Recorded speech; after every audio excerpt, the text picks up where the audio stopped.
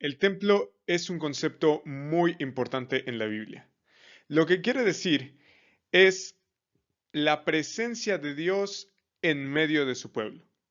Y lo primero que vemos como el templo está en las primeras páginas del Génesis, en la creación. En el principio Dios creó los cielos y la tierra. Los cielos y la tierra estaban en perfecta comunión uno con el otro. Y el jardín del Edén representaba eso, era la presencia de Dios en medio de su pueblo. Pero ya sabemos lo que pasó. Todo eso se vino abajo a causa del pecado. Así que ahora hay una barrera grandísima entre Dios y su creación, el pecado. Así que, en la historia bíblica, Dios traza un plan de tal manera que Él compra a un pueblo en el Éxodo, a la familia de Abraham, Isaac e Israel. Dios rescata a Israel y lo selecciona como una nación donde Él puede morar, donde Él puede habitar. Sin embargo, Él les pide algo muy importante. Dice que me hagan un santuario para que yo habite entre ellos, conforme a todo lo que te voy a mostrar, conforme al diseño del tabernáculo. Así que este santuario o este tabernáculo es para que Dios habite entre su pueblo. Y después avanzamos en la historia bíblica y el profeta Isaías anuncia el advenimiento de aquel que es verdaderamente Dios entre nosotros. Y aquí la Virgen concebirá y dará a luz un hijo que le pondrán por nombre Emmanuel, que significa Dios con nosotros. Y Mateo nos dice que esta profecía de Isaías se cumple en la persona de Jesús. Y así comenzó precisamente Juan su evangelio. En el principio era el verbo y el verbo estaba con Dios y el verbo era Dios y ese verbo se hizo carne, habitó y la palabra es la misma para tabernáculo en el Antiguo Testamento. Habitó, puso su tienda entre nosotros, la presencia de Dios entre su pueblo. Y vimos su gloria, gloria como del unigénito del Padre lleno de gracia y de verdad. Así que Jesús es verdaderamente Dios habitando con su pueblo, con su creación.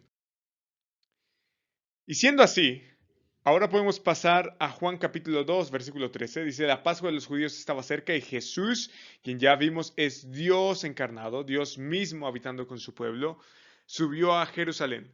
En el templo, fíjate qué irónico, aquel que es Dios encarnado, Dios habitando con su creación, va al símbolo de Dios habitando con su creación. Pero ¿qué encontró ahí? Como decimos en México, encontró un tianguis. Encontró a los que vender en un templo, bueyes, ovejas y palomas, y a los que cambiaban dinero en un templo, allí sentados. Y haciendo un látigo de cuerdas, echó a todos fuera del templo con las ovejas y los bueyes, desparramó las monedas de los que cambiaban el dinero y volcó las mesas. A los que vendían palomas les dijo, quiten esto de aquí, no hagan de la casa de mi padre una casa de comercio.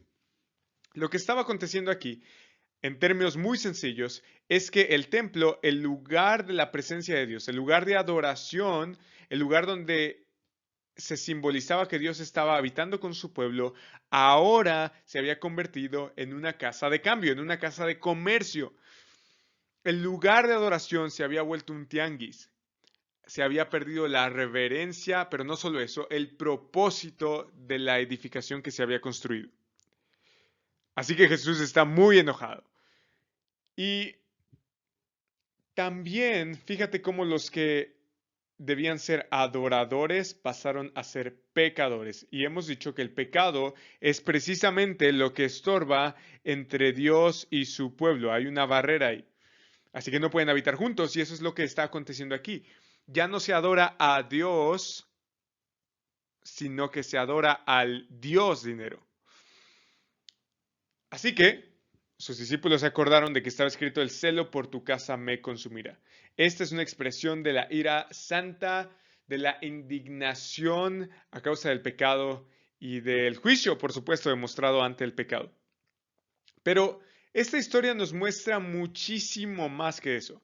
Lo que Jesús está haciendo es que está anunciando que el templo como edificación se había corrompido, pero que ahora el templo, había llegado para inaugurar una nueva época. Entonces los judíos le dijeron, ya que haces estas cosas, ¿qué señal nos muestras? Jesús le respondió, destruyan este templo. ¿El templo, la edificación, quizás? No lo sé, ya lo veremos. Y en 3 días, lo levantaré. Entonces los judíos dijeron, en 46 años fue edificado este templo, refiriéndose a la edificación. Y tú lo levantarás en 3 días, pero él, es decir, Jesús, hablaba del templo de su cuerpo, no de la edificación que simbolizaba Dios habitando con su pueblo, sino que Jesús hacía referencia a él mismo como Dios habitando en medio de su pueblo. Así que este es un reto y está diciendo, miren, yo soy el verdadero templo. Destrúyanlo. En 3 días voy a resucitar. Por eso, cuando resucitó de los muertos, sus discípulos se acordaron de que había dicho esto y creyeron en la escritura y en la palabra que Jesús había hablado. La resurrección, como dije, marca una nueva época, donde lo viejo, el sistema sacrificial, la ley, todo eso, que eran símbolos de lo que habría de venir, ahora precisamente son reemplazados por la realidad misma. Es decir, en lugar de un templo como edificación, tenemos a Jesús mismo. Pero no solamente eso, sino que en el Nuevo Testamento, cuando Jesús asciende a los cielos después de resucitar, Él encomienda a sus discípulos y además les promete que el Espíritu Santo vendrá a morar dentro de ellos. Así que cada creyente es templo del Espíritu Santo. Eso es lo que dice Pablo en 1 Corintios. Y en conjunto, la iglesia es el templo de Dios. Ahora bien, la resurrección no solamente trae eso, sino que también trae una nueva esperanza. Que así como Jesús resucitó de los muertos, la promesa del Nuevo Testamento es que también nosotros resucitaremos como creyentes en Jesús cuando Él vuelva por segunda vez. Así que hay una nueva vida espiritual, pero también habrá una nueva vida terrenal en los cielos nuevos y en la nueva tierra. Precisamente así es como termina la historia. Entonces vi un cielo nuevo y una tierra nueva porque el primer cielo y la primera tierra pasaron y el mar ya no existe.